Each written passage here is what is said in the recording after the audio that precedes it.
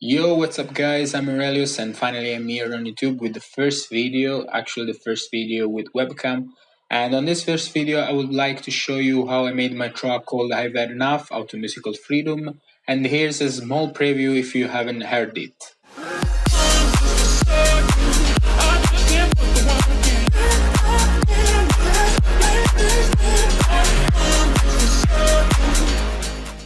I think I will make two videos for the making of this track because I actually made the track in two different projects. One is the music production project and the other one is the mixing and mastering project. So today we're gonna focus on this production project and yeah, let's dive into this one. Okay, I will start actually from the drop that I guess is the most important part of this track. And nothing special is going on, but I think that we have like drums, bass, vocal instead of leads, because in this drop I felt like that leads weren't good enough, and I just tried with the same vocal of the break and worked really well. I actually started from this vocal. This is the dry version of the vocal that I took on Splice. It's the same of the break. So let's see how it sounds without any processing. You don't hear me, let's make this clear. Sounds real bad because of course it's dry without any effects. But if we add all the stuff, there's the little alter boy for the performance shifter. You don't hear me, let's make this. I think it sounds really cool now. And adding some OTT and that multiband compressor. You don't hear. Then this plugin, novel character. I think that this plugin is really useful, especially if you want to give a different texture to the sound, vocal in this case, but also it works also for the samples or any other sound. You don't hear me, let's. It's like really more open in the high end. And then a compression, not a lot of compression. You don't hear me, let's make this clear. And then the Valhalla room, which is a reverb. You don't hear me, let's make.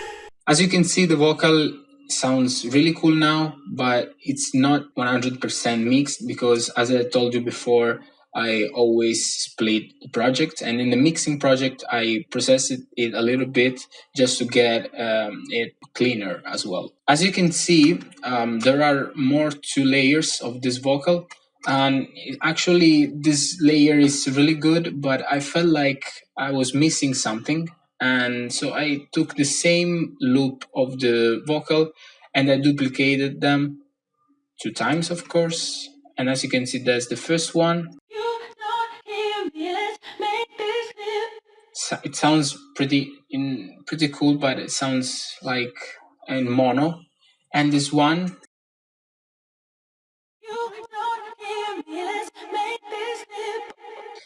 actually it's in stereo, and in fact I just duplicated them just to get something fuller. So let's see how processed them. This one that is in stereo, I use the doubler, and I removed the direct in this case just to remove the mono vocal, the part that is mono, and I kept only the stereo field of the vocal, so the panned one, so to the left, to the right. And in fact, if I remove or if I disable that,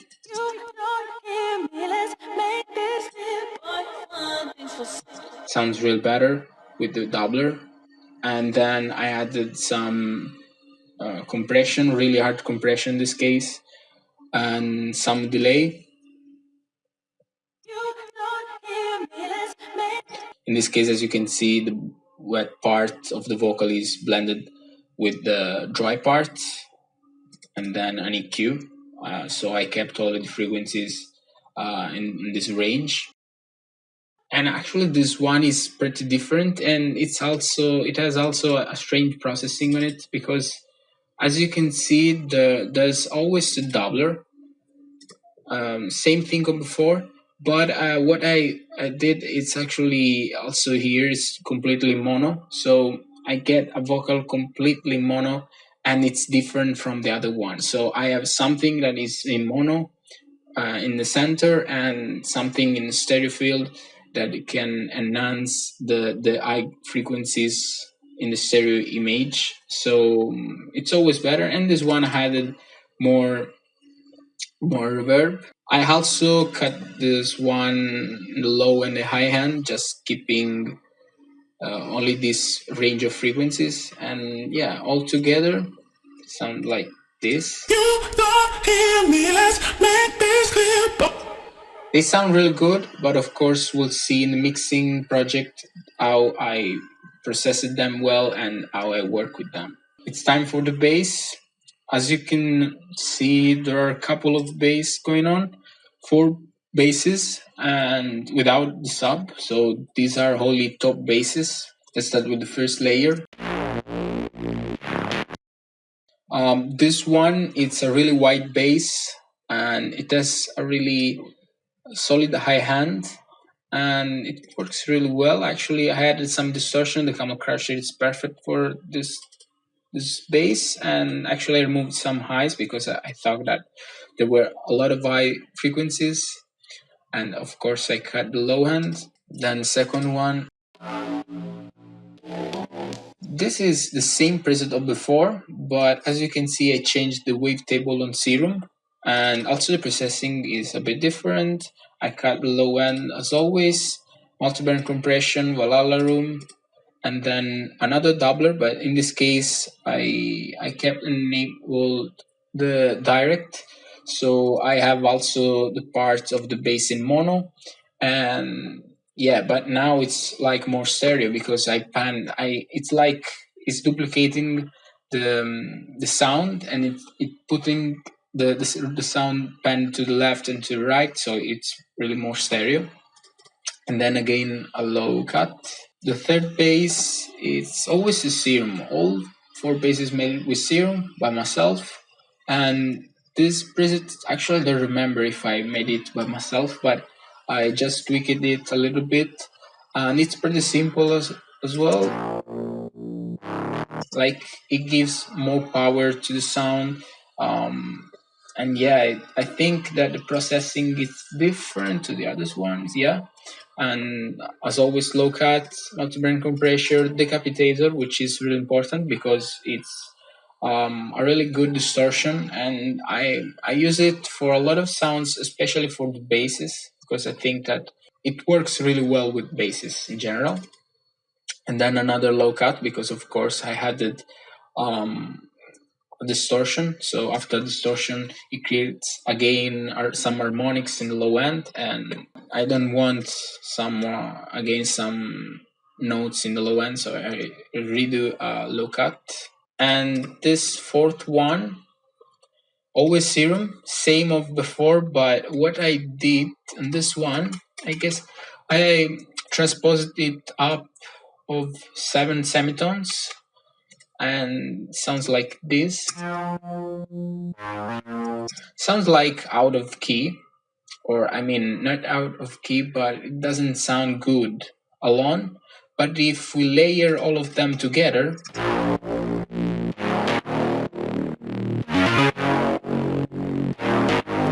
it sounds like really full now.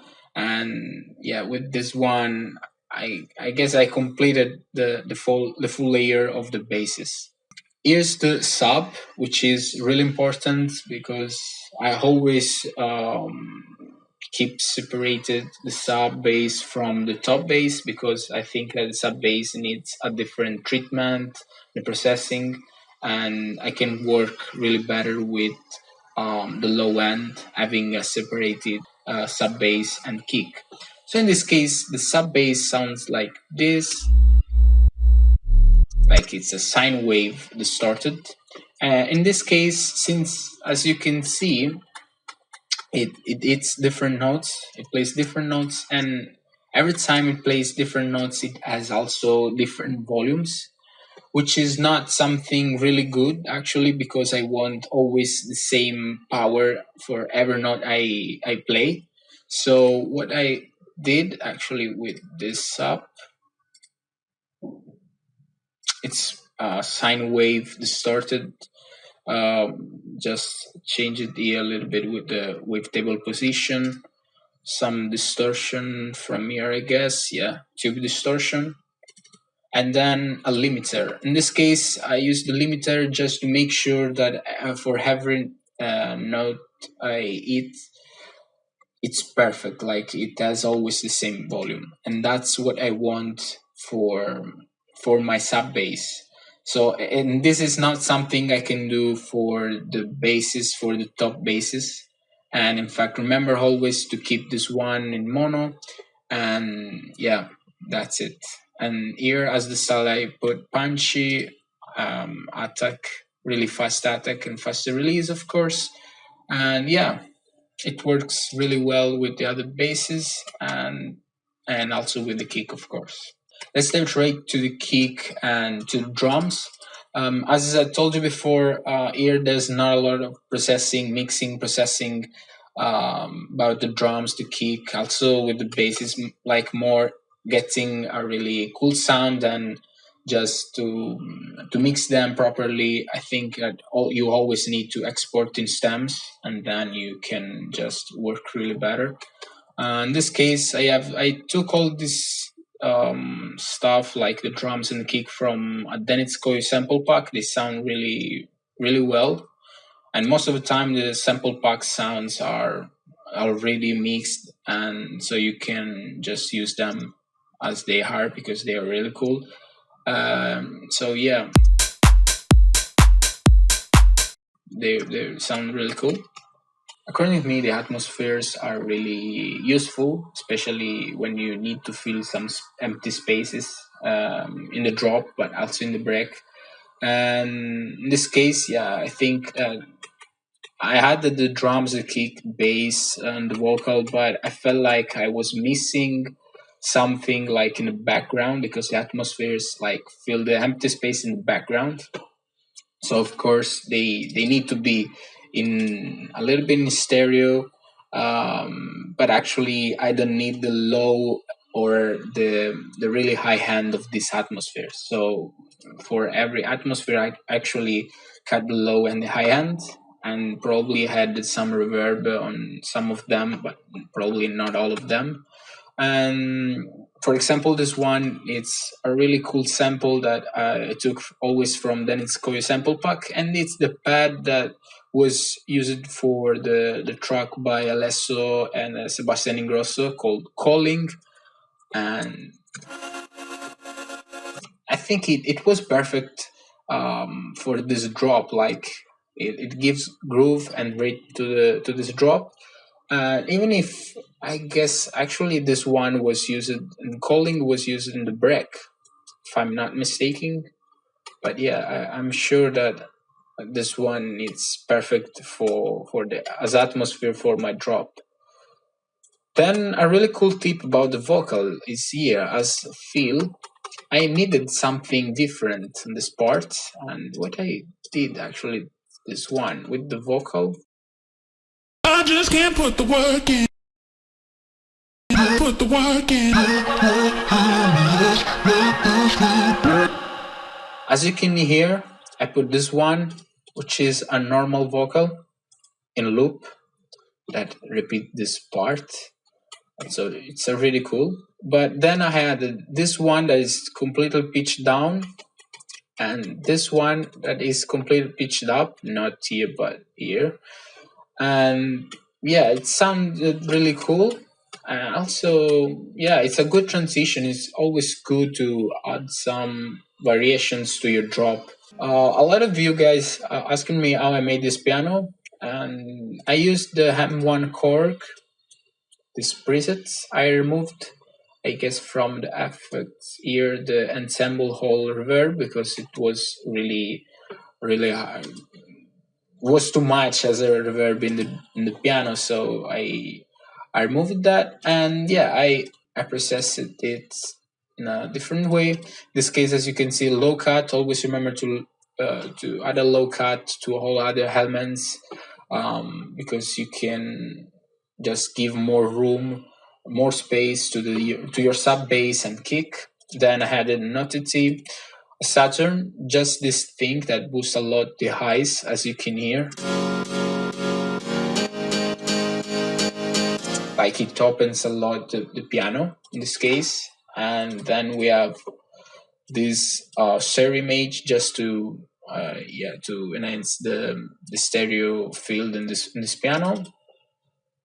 And then again a low cut. I think it's really catchy arpeggio. And yeah, let's hear it. I guess it's from Diva. Yeah, this preset, I tweak it a little bit, and then EQ, I remove some highs. Let's hear it without any processing. It's pretty similar. I added some reverb, OTT, and don't ask me why I added this OTT after the reverb. Usually it's not correct, but I mean, there are no rules actually. And yeah, it sounded pretty cool with this order. Then the base of the break.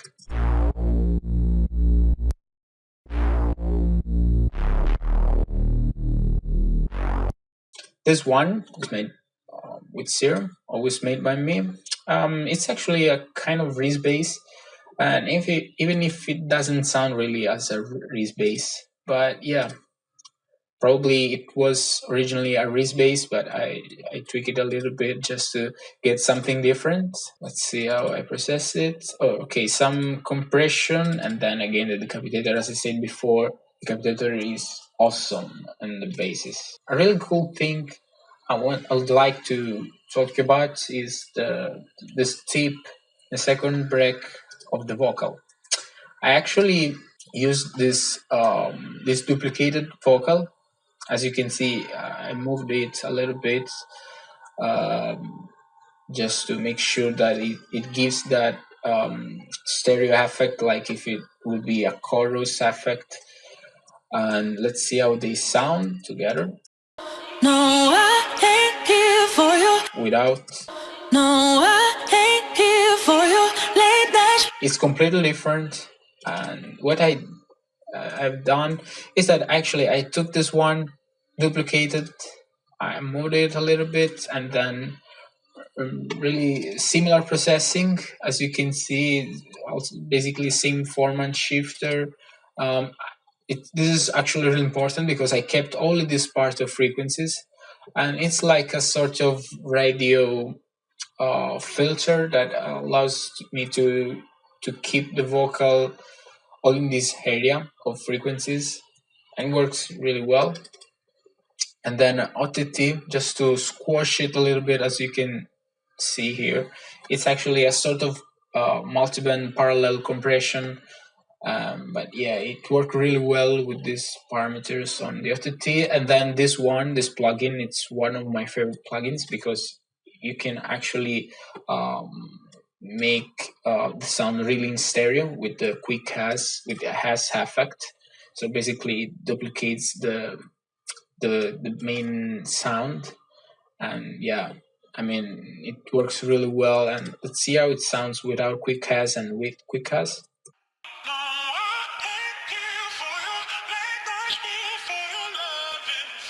Sounds really well, really better in my opinion. And then this Echo Boy as delay. And about the build up, actually it's a really cool part, and I would like to show you this second build up that I had, I guess, a kick. Put the work in.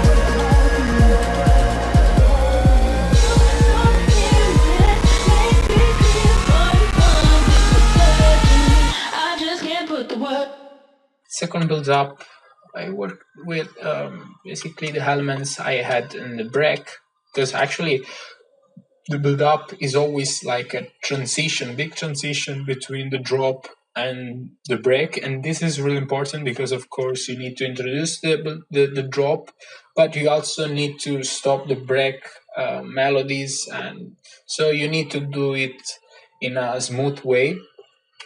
And as you can see here, this Atmo was reduced with the volume. Then I added this new arpeggio, kind of arpeggio.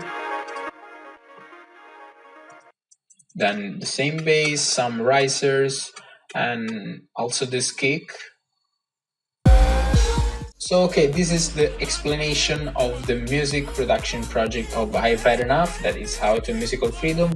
Don't forget that you can check it out on all the stores, on all platforms, just following the link in my description. Of course, remember that this is only the first video of I've Had Enough, because in the next video I'll show you how I mix the track and how I master it. So don't forget to leave a like, subscribe to the channel. Thank you for watching and see you soon, guys.